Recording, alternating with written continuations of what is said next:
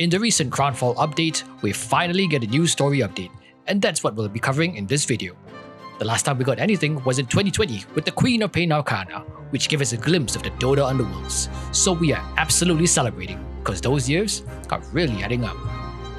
Before we start though, a quick spoiler warning for those who are planning to dive into the story on their own. We suggest starting with the webcomics that Valve released. You have been warned. Anyway, this new storyline focuses on Shen or Shen the Vengeful Spirit, and Dragonus the Skywrath Mage, and their retaking of the throne which rules over Skywrath. Shen and Dragonus live highborns and childhood friends. Shen is the eldest princess of two, and the first in line for the Nest of Thorns, aka the throne.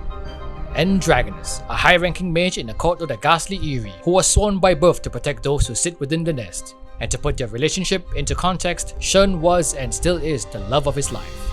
Dragonus, however, was obsessed with his studies in ethereal matters, and was blind to the treacherous plot by Shen's envious sister Imperia.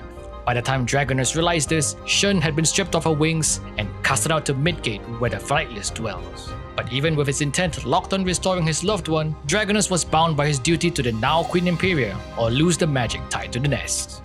Meanwhile, Shen, humiliated and vengeful, bargained with the goddess of the Flightless Skriok, trading her broken physical form to become an imperishable form of spirit energy.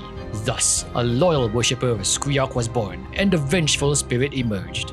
Call me Vengeance. And Shen has been in hiding ever since. In Dotaland, perhaps?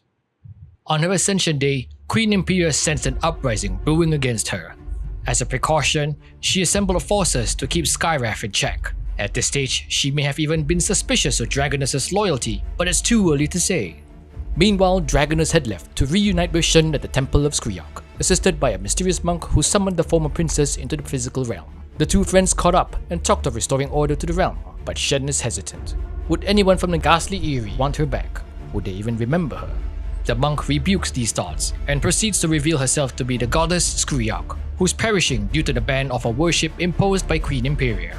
Convinced that they shared the same goal in stopping Imperia's reign, Skriok used the last of her dwindling powers to unbind Dragonus' magic from the nest and restore Shen to a physical form. The group then sets off to Midgate in the hopes of teaming up with the Kazurai, a group of bird samurai who also seek to overthrow the queen. But the leader of the Kazurai, Kestrel, had gone into hiding after Imperia learned of their existence and started exterminating them.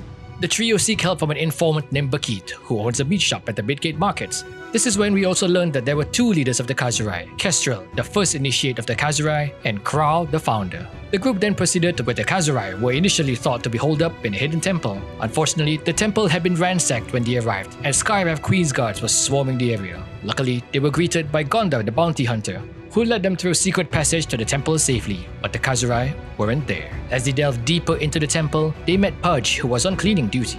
After all, the corpses in the battlefields of the Dota universe don't just clean themselves up. Another story for another video, so subscribe and stay tuned. Pudge reveals that Crow took his army south to the deserts of Druid, and Kestrel took his north to the icy plains of Ice Rank. Armed with this knowledge, the group splits up. Shen, Skriok, and Bakit went to Ice Rank with Kunkka, who offered his ship. And Dragonus set off to Druid with Pudge through the city of the undead, Korich, where we'll probably run into some familiar faces. So that's it for Act 1. What are your thoughts on the update? As a Dota lore nerd myself, I personally love this update. The art, the characters, the cosmetics, and can't wait to see more. So hit us up in the comments. Catch you again in Act 2.